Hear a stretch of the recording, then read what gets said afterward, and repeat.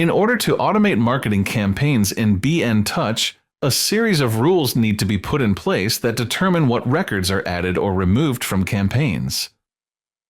These rules are called triggers, and understanding their use in marketing automation will save you considerable time and effort. There are a few ways to set up triggers for a campaign. If you use the Quick Setup wizard for your campaign, certain triggers may have already been added to the campaign as part of that process. If you want to learn more about the Quick Setup feature, please watch our Quick Setup Marketing Wizard training video in this series. For campaigns that you already have created or downloaded from the Content Exchange, you can easily add, edit, and remove triggers by editing them. In the Marketing tab, open the campaign list. To the right of a campaign, click the three dots and then Edit to edit the campaign. Here, you can then open the Triggers subtab to see what triggers are in place for the campaign. You can create a trigger for this campaign by clicking the Add Trigger button. Two more buttons will appear. You'll need to choose what database the trigger will apply to. If you want the trigger to look at borrower records, click Add Mortgage Trigger. Add Partnership Trigger will instead look at your partner records. Next, you can set criteria that will be used to add or remove records from the campaign. The first line for each will say, When. The drop-down menu to the right of this line can be used to choose the first criterion the trigger will look at for the record. You can scroll through these options or type in the search box above to narrow the list. For example, you may want a campaign to look for only purchase loans and not refinancing. In that case, you could go to the Mortgage section and choose Loan Purpose.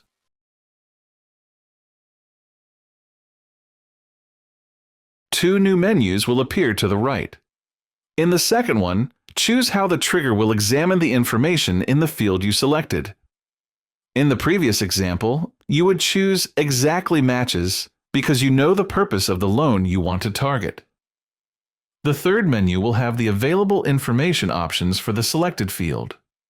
Here, you can choose what you want the trigger to look for in the field, and you can select multiple options if you need to by using the Select Multiple link. Continuing the previous example, you would choose Purchase here. Additional triggers can be set up to add more options or further refine your process.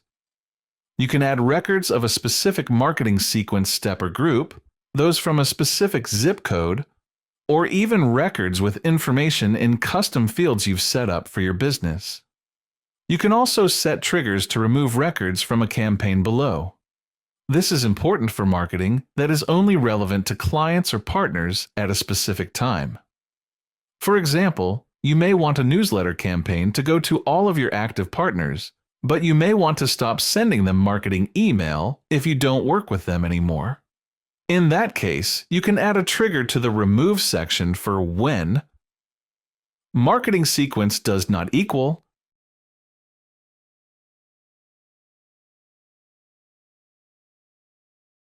then select Multiple for Active Partner and Preferred Partner. This way, the campaign will automatically stop for any partners that you remove from those sequence steps. Once you have set all of the rules for a campaign, click the Add Trigger button below. You'll be returned to the Triggers subtab for the campaign, and you'll see the new trigger listed below.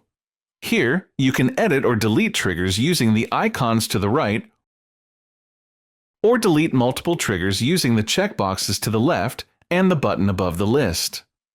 The Check DB Against Trigger button can be used to see what records will be affected by a single trigger. When you run this check, you will get a short report on the number of records that would be added to the campaign, the number that would be removed, and how many times the campaign would be started for matching records. You will then be given options to start or stop the campaign for those records. You can also use the Reverse Trigger button to stop the campaign for all records that were started by this trigger. You can also add triggers without having to edit a campaign first.